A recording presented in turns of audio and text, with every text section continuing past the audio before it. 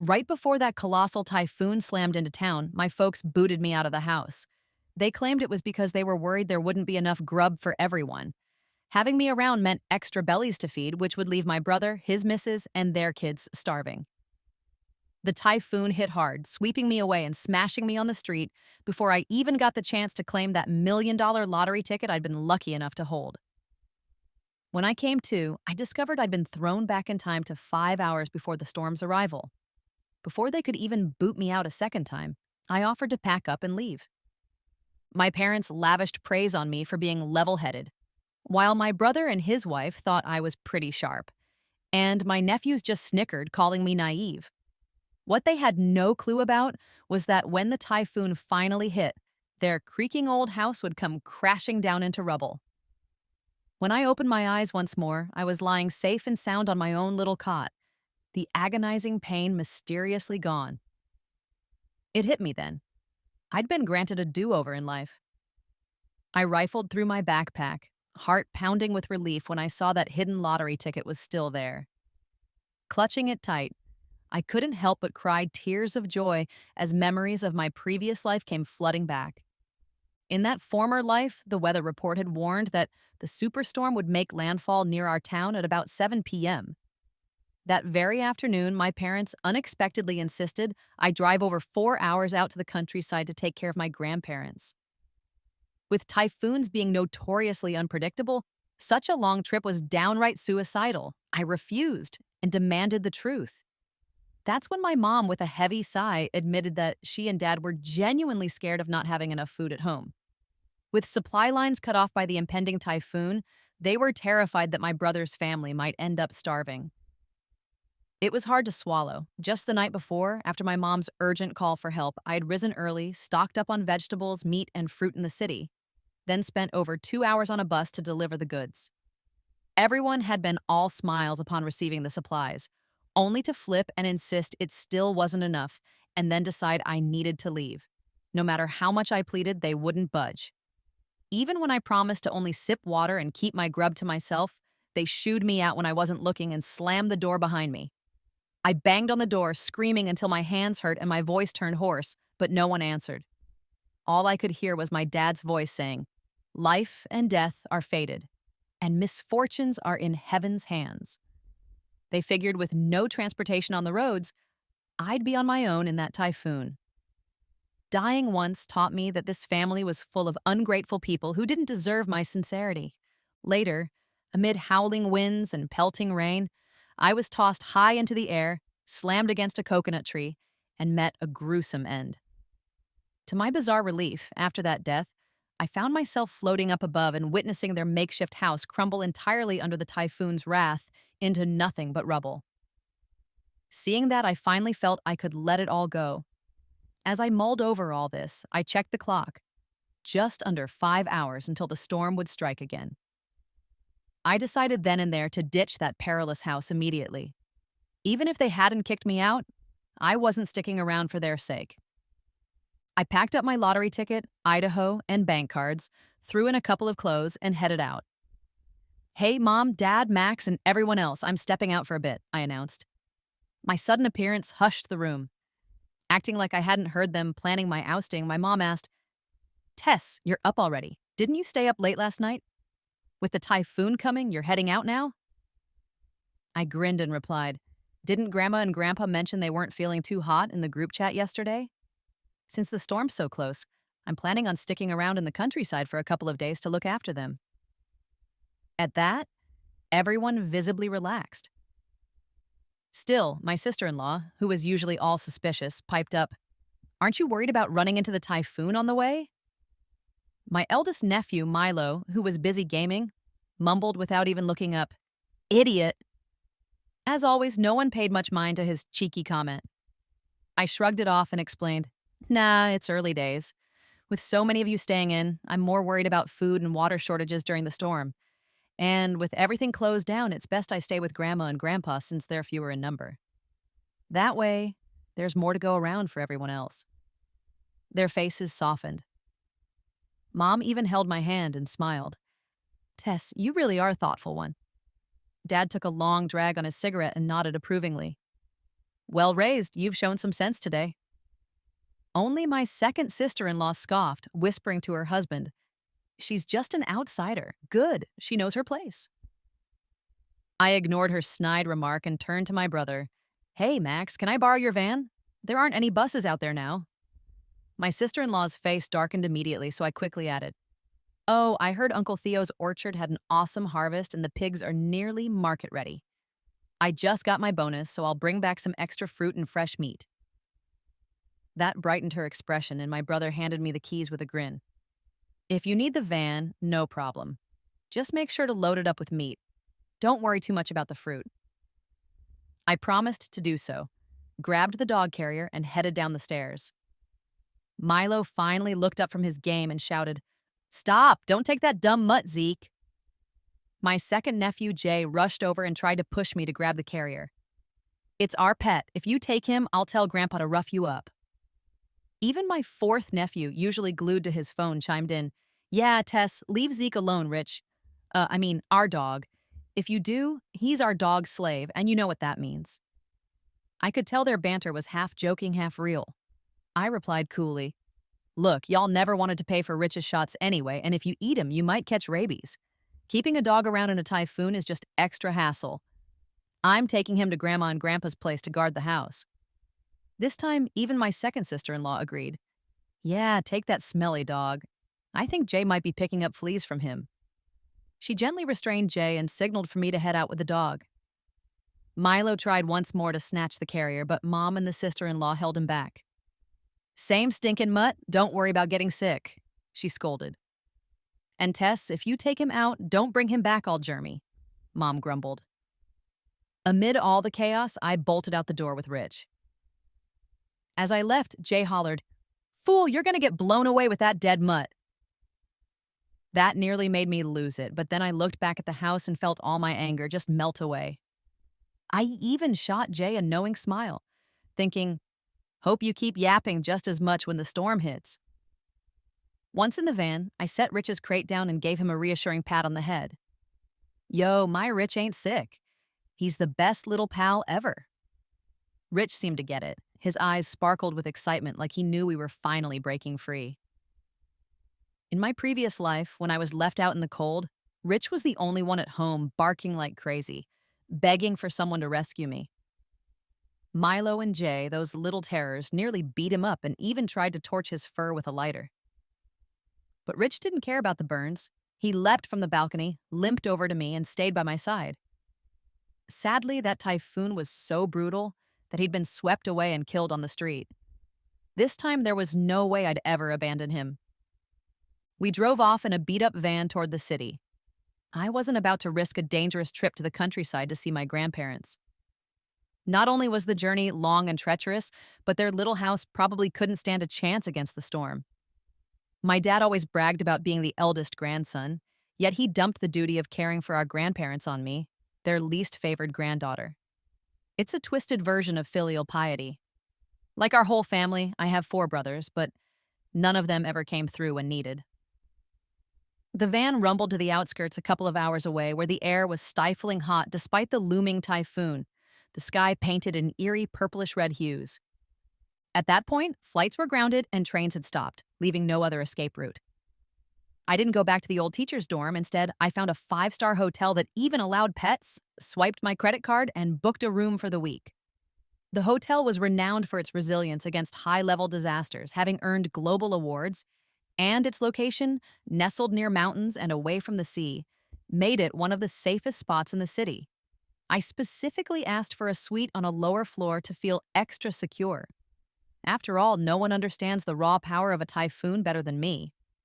Once checked in, I spent a small fortune hiring a runner to stock up on food, drinkable water, and supplies for Rich and me for the next few days. After the storm passed, I'd cash in my lottery winnings, and these expenses wouldn't even matter. With everything prepped, I treated myself to a nice bath. Rich got one too. I filled a bathtub with water as a backup and charged 10 power banks to full. Gazing out the window, I saw the typhoon drawing nearer, wind whipping the branches and tossing all sorts of lightweight junk around. Dark clouds rolled in against a surreal twilight backdrop, hinting at the immense destructive power. Outside, hardly anyone was around. Sensible folks had already retreated home to brace for the worst. I cuddled with Rich, charged my phone, and played some games. Strangely enough, despite the looming terror of the typhoon, I felt the most at peace I'd had in ages. Living with a family like mine was suffocating. Though my mom always tried to brainwash me into thinking our family wasn't sexist, she once joked about having aborted me since there were already 4 boys. I later discovered the ugly truth when Dad got drunk and spilled the beans. Apparently, my birth was an accident. The fortune teller had predicted 5 sons. And thanks to some messed up ultrasound results, I ended up here instead. Dad casually mentioned I'd owe the Hamilton clan a son forever. Absurd, right? My whole life started off feeling like one giant cosmic joke. I realized that I'd never been one to stand up for myself. I started staying away from home more, distancing myself from the family, but could never quite sever the ties completely. It's almost laughable. When the typhoon came, the people I cared for kicked me to the curb without a second thought. With this second chance, it finally hit me. If they don't appreciate me, why should I even stick around? Lost in my thoughts, I dozed off on the couch. I didn't even notice until a sudden phone call jolted me awake. Glancing at the clock, it was 4 p.m., just an hour away from the typhoon's arrival. My dad's tone was harsh. "You've been out for 4 hours and you're still not at Grandpa's. They're waiting on you to cook. Stop dawdling." I fibbed a bit. "Oh, stopped for gas, grabbed some food, got delayed, almost there." Dad snorted, then added, "And eat less yourself. As a young person, you gotta put elders first. A few scoldings aren't gonna hurt your grandma." I couldn't help but chuckle coldly and agreed. After the call, I pulled up our home surveillance app. My parents ran a small fishery and had built a 5-story house ages ago. Each brother got a floor while I stayed with our parents on the ground floor. Back in the day, with thieves around, Mom had tricked me into paying for home security cameras that now covered every accessible level on every family phone. My brothers claimed to help at the fish pond, but really they just hung around playing poker. Just as I suspected, they were doing nothing but goofing off while others gamed at another table. I shut off the surveillance app and kept refreshing the news for satellite images of the typhoon, closely watching its unpredictable path. The eye of the storm was shifting fast. No wonder the forecast had been off in my past life. My family never bothered with such news. They'd rather play cards or binge on mindless shows.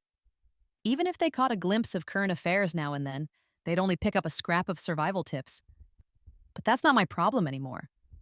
Since the hotel was still taking orders, I rang the front desk and ordered a big seafood feast. The 5-star place was super efficient. A robot delivered the meal within half an hour. I was just about to dig in when my phone rang again. It was Mom. As I casually enjoyed my meal, she anxiously said, "Tess, your grandparents mentioned you're not home yet. Be honest, did you not go? You know you don't have to lie if you don't want to."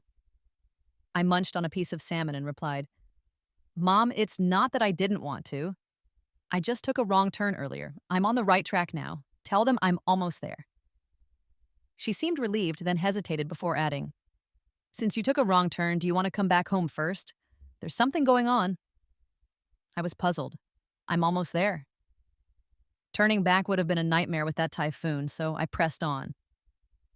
She repeated, "You should come back. The storm won't hit for another 2.5 hours, so you've got time." I sighed. "Why do you need me to come back? What's so urgent?" After a pause, Mom admitted, "Your third sister-in-law isn't feeling well and is craving lemon chicken from town. Can you swing by and get some?" I couldn't help but snicker a bit. First time she was pregnant and had all those cravings, and she wouldn't eat anything else. My mom went on about the importance of it, and then my third brother chimed in, "Sis, can you grab some chicken for her since you're driving and it's just a short trip?" I quipped, "Why can't you do it? It's only a 10-minute drive. Is she pregnant with my baby or what?" My brother's annoyance was evident as he snapped, "Tess, what are you saying? It's dangerous out there. What if the typhoon sweeps you away?" I just sighed. "So you're cool with me being the scapegoat, huh?" At that point, I hung up. Didn't want to waste another minute. I figured with that kind of time, he could just draft his will instead of fussing about chicken. My brother kept calling, but I ignored him and switched my phone to Do Not Disturb. After slowly enjoying my feast, I checked the time. Exactly 5 o'clock. The super typhoon should have hit by now. I wondered how things were faring back home. Even in my sturdy hotel room, I could hear the terrifying wind outside. Looking out, it was pure chaos, stuff flying about everywhere. I pulled up our home security camera app to get a peek. The house was a disaster. Even through the screen, you could feel that the wind was far stronger than here. The windows were shaking like crazy, making the furniture sway. My fourth brother, who lived on the top floor, was in a real pickle. His ceiling and windows were leaking badly. But my brothers and sister-in-law didn't seem to notice. They were too busy absorbed in their poker game. My dad was down below trying to mop up water that was seeping through the front door, grumbling and cursing. How could Tess be so heartless? His voice was laced with anger. She didn't even go to help the grandparents, and she didn't bring chicken for your sister-in-law. Who knows where she ran off to? Probably back to her dorm in the city to chill out. Another voice piped up, "Yeah, we're scared stiff here." My eldest sister-in-law added, "What if something happens to Tess in the typhoon since she's not answering her phone?" Mom's face turned worried. During a break from their card game, everyone crowded together for some water and fruit. My second sister-in-law tried to calm everyone down. "No way, Mom. Tess is in a car. She can easily find somewhere safe." But Dad wasn't having it. That stubborn kid, she's just acting out. Why would anyone want a daughter-in-law like her? Mom tried to soothe him. "I'm just worried about her on the road. We've spent over 20 years raising her. It'd be such a shame if something happened just when we were about to get a dowry." Then my third sister-in-law, with a casual tone, added, "It's no big deal, Mom. You don't always need a living person for a dowry." The other stared as she continued with a half-joking remark about ghost marriages and seven-figure dowries. Everyone gasped. My second sister-in-law muttered, "Wow, rich folks really play by different rules. The dowry for a ghost marriage is even higher than for living people." Mom, exasperated, said, "If Tess really got in trouble, it'd be her good fortune." My third brother agreed. "Exactly. Fortunes like that don't come around often. Beats her working as a school teacher for a bit of cash." I couldn't believe it. I'd always thought they sent me out into the storm out of pure selfishness. If I hadn't experienced it firsthand, I couldn't have imagined such twisted intentions. All that talk about scarce food was just a cover. From the start, they had planned to ditch me, hoping to profit off my misfortune with an easy, blood-stained $1 million payday. Apparently, a living person wasn't worth as much as a dead one, and as a girl, I was disposable. It was like, how is that any different from murder? I was both stunned and oddly relieved at the thought of my family's impending downfall. I watched the cameras with a cold smirk as they began scheming on how to spend the money. My eldest sister-in-law looked hopeful. "With $1 million, we could transfer Milo and Jay to a city school, right?" My second sister-in-law nodded. "Yeah, the old man always wanted to switch to an electric car. Jay thinks our van is too old to be seen." My third sister-in-law snickered. "There's a new maternity center in town that's only 10 grand a month. Mom wouldn't have to help with my postnatal care anymore." Mom agreed. With the typhoon hitting the fishing grounds, who knows how much loss there'll be? At least we'd have money for the fourth brother's wedding. By that point, I couldn't take it anymore. I shut off the surveillance. Watching it all unfold was too much. My heart felt numb from the sheer cruelty of it all. Rich lay quietly at my feet, his eyes full of concern. I hugged him, telling myself to hold on a bit longer, that everything would soon be over. But before long, my phone started blowing up again. It was Mom. This time, I answered. Her voice was urgent, not nearly as chipper as before. "Tess, where the heck are you? We can't find you anywhere. Would you come home for a bit? The typhoon's coming. I'm scared to death. The power and water are out, and Milo and Jay are fussing about needing their tablet charged. Could you bring some extra power banks from outside? I have a headache." I almost laughed, thinking, am I supposed to have some kind of superpower against typhoons? They all wanted me to run errands in this mess. With a heavy heart, I replied, "Mom, I heard third sister-in-law wants chicken, so I started heading back, but I've run into the typhoon. My car won't move. Somebody come get me, please. I could practically hear the chaos in her voice. It's so scary. Everything's flying around. There was a pause. Then she asked, You really started heading back? How's your car holding up? I'm at a shelter right now, but I can't hang on for long. I've got a stack of power banks with me. I blurted out desperately, as if I were caught in a real-life disaster movie. My second sister-in-law calmly said, Tess, don't panic. Send your location to my phone and we'll figure out a way to pick you up. I quickly sent over a random highway coordinate. Meanwhile, I could hear someone in the background whisper, With a location, it'll be easier later. Otherwise, we'll have to search everywhere. I couldn't help but smirk at how the storm's chaos didn't faze them. They were more worried about retrieving me than their own safety. I pretended the wind was slamming into me again, then hung up. When they tried calling back, I barely answered as the signal kept cutting in and out.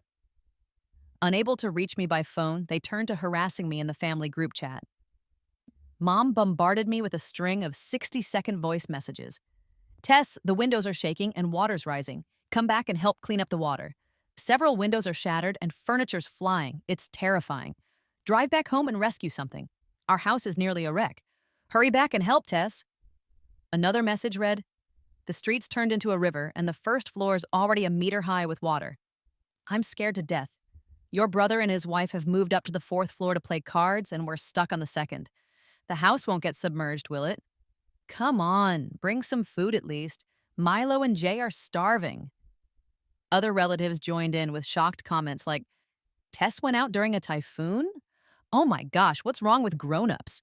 Sending a kid out like that? Tess must be out of her mind. I quietly replied, No worries, y'all. I'm just taking care of Grandma and Grandpa. My dad then chimed in. You're sending Tess to her death? Is your dad out of his mind? Why aren't your brothers caring for the grandparents? Maybe the criticism was too much because soon my parents broke down and explained that Tess was a good kid who understood that I wasn't well, so I volunteered to take care of Grandma and Grandpa. Besides, when I left, the typhoon was still 7 hours away. How could we have known it had hit early? They said, Yeah, and we told her to come back quickly, but she wouldn't. She's taking shelter somewhere safer. Another voice added, Our house is suffering more than she is. As long as Tess is safe, that's what counts. One of my sister-in-laws, who wasn't playing cards, agreed, You all don't get it. Tess wasn't answering her phone or messages earlier, and we were scared stiff. Our parents are worried about our elders.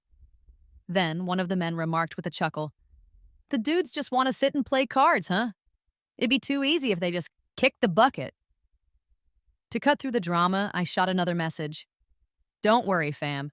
I've figured out a way to dodge the worst of the storm, and we'll be back with supplies soon. After that, the chat fell silent for a bit. I guess they weren't too happy that I'd managed to stay alive. My second sister-in-law awkwardly texted, As long as you're okay. Through the screen, I could practically feel her disappointment. I laughed so hard I almost dropped my phone. There was quiet for a while. Then my mom's voice messages started flying in again, each one more frantic than the last, but she only sent them privately. Her latest plea was nearly in tears. Tess, forget the food. Just come back and get us. The first floor's completely flooded, the roof's about to fly off, and the house is leaking everywhere. We're almost out of options. Your fourth brother's arm got smashed by a falling fan. We need to get him to the hospital. Please, Tess, come get him. I replied coolly, What's stopping you? When I got swept away by the typhoon last time, didn't he do anything? I ignored her. Even though I wasn't seeing it firsthand, I could hear my room's windows rattling nonstop. I thought, Jane, are you really coming to get us, or what? My dad finally snapped. A fine way to raise an ungrateful kid. Are you just going to leave us to die while you're safe? His voice was full of venom. I've played the Hamilton daughter role long enough. Anyone who wants to can go grab any of your brothers. They're all capable enough. The camera shook violently as Mom's terrified face came closer. What about us? Are you just going to watch us die, Tess? How can you be so heartless? You're going to go to hell for not helping your own mom. I chuckled darkly. Didn't Dad always say that life and death are up to fate? Fortune and misfortune are in the hands of heaven. You know what? I'm just a girl. I can only do so much. By the time the video ended, I heard a deafening crash mixed with pained screams. I figured the house had finally collapsed. I switched my phone to airplane mode and decided to ignore their mess until after the typhoon passed. Clutching Rich, I stared blankly at the raging storm outside. The worst of the super typhoon raged on for a full day and night. Floods, collapsed structures, accidents everywhere, making it impossible to step out. Countless old trees were uprooted, houses and public facilities were destroyed, and water and power outages lasted 3 days.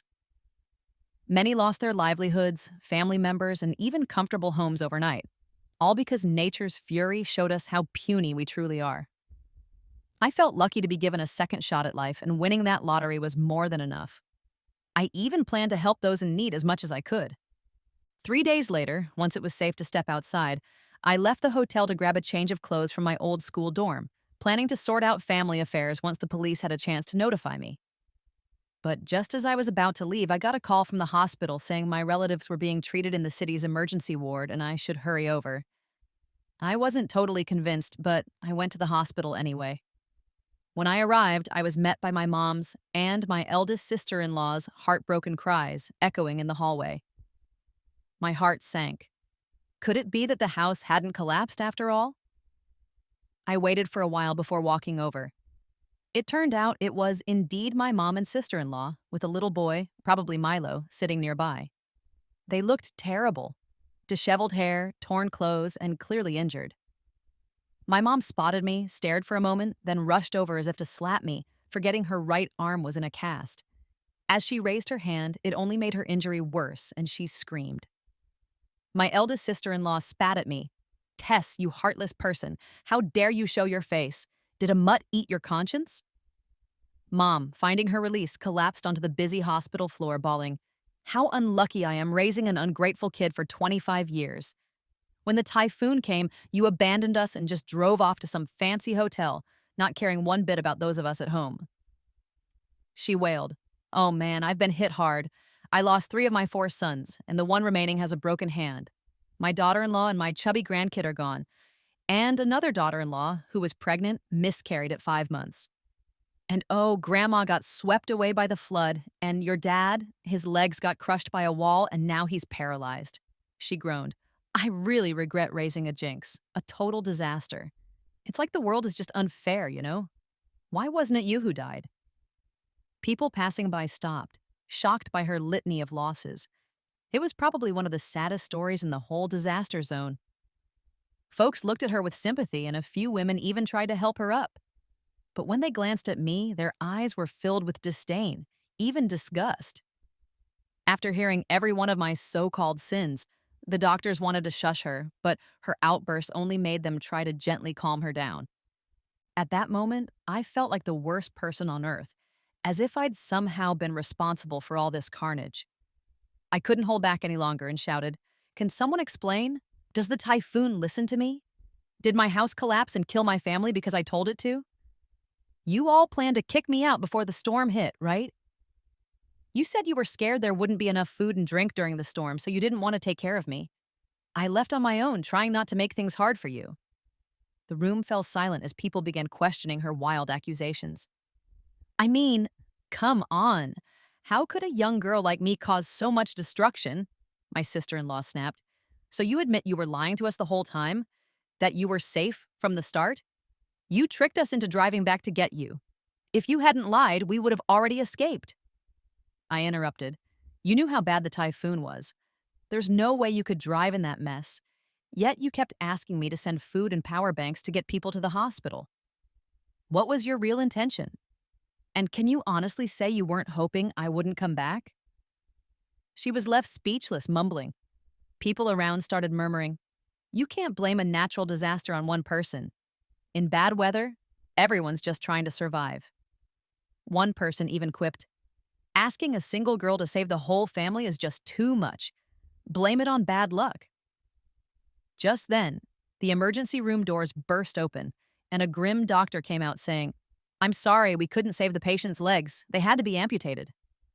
Another doctor added, "And I'm sorry, we couldn't save their arms either. It's been 2 or 3 days already, so keeping them wasn't likely."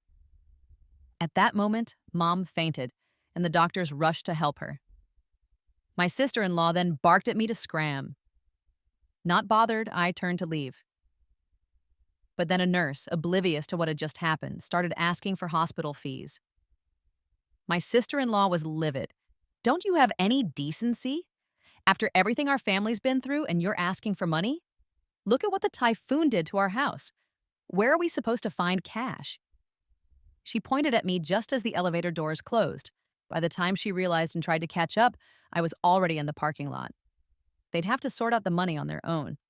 I'd warned them time and again to get medical insurance, but no, they'd rather gamble, hoping to strike it rich. And I decided then that I was done. I cut all ties with them, blocked everyone, bought a few inconspicuous outfits, and quietly cashed in my lottery ticket as soon as the office reopened. I donated $500,000 to help girls in rural areas and another $1 million in supplies to the worst-hit disaster zones. With the remaining cash, I wasn't looking to buy a house. Prices were tanking anyway. Instead, I started planning to study abroad in a field I truly cared about. I might never come back. I'd eventually find a place with a good climate to settle down. I was now managing my own finances, free from the greed of those who'd leech off my luck. Back in my previous life, when I found out I'd won the lottery, I almost couldn't wait to share the news with Mom.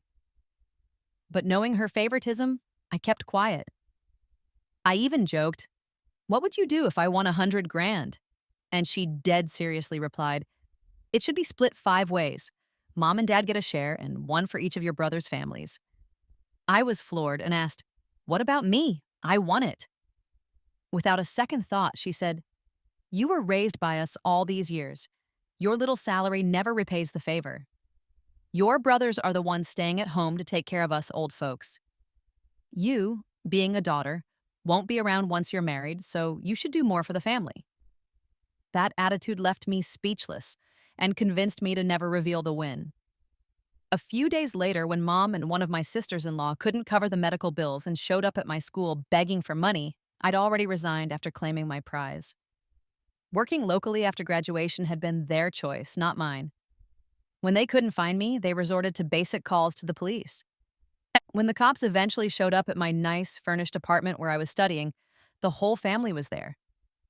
Mom, one of my sisters-in-law, Milo, my brother, Max, my grandpa's helper, and the other sister-in-law, all of them were present. They were shocked by the sight of my upscale pad, their eyes glittering with greed. Even though my dad was in a wheelchair, he still carried that stubborn, old-school vibe. Naturally, he was the first to lose his cool and bark, "Tess, are you even human? When disaster hit, you ran off to have a good time. And now look at the family. Some dead, some crippled. We can't even pay the medical bills, and you just ditched us to live it up. You're worse than an animal." Mom snapped in anger. "Stop the nonsense. People like you have no conscience. Give the hospital 20 grand for the bills, then go meet that widower in town. He lost his wife in the flood a few days ago, and the dowry is 50 grand. The cop interjected. "Watch your language. Whether she goes to jail is up to the law. You reported her missing, and now she's found. Let's talk this out." Dad coldly added, "Abandoning family sounds like something out of a cheap video. Maybe it's abandonment, but honestly, our family's a mess." My third sister-in-law paused the recording and said, "Sis, looks like you're living pretty well now. If you had told us you were being kept safe, we could have all shared in it." Mom shot back, "Think about it, this house is worth over $3 million, and you're just asking for 50 grand. The first sister-in-law quickly added, "Actually, it's at least 3 million.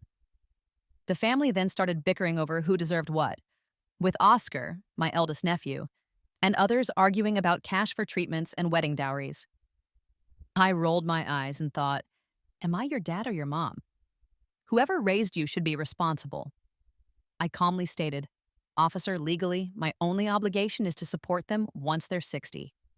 But don't worry, I'll pay exactly what the law requires when the time comes." The police noted everything as domestic squabbles like this usually require mediation. Before long, security arrived.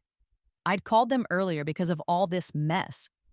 They escorted my family out, cursing my name. I bet they'd lost their marbles completely. They even started a live stream to make money by painting me as the ungrateful daughter. Given the scale of the Typhoon disaster, their sob story quickly won public sympathy. An entire family of ailing elders streaming live ended up blowing up online, attracting tons of sympathy gifts and media attention.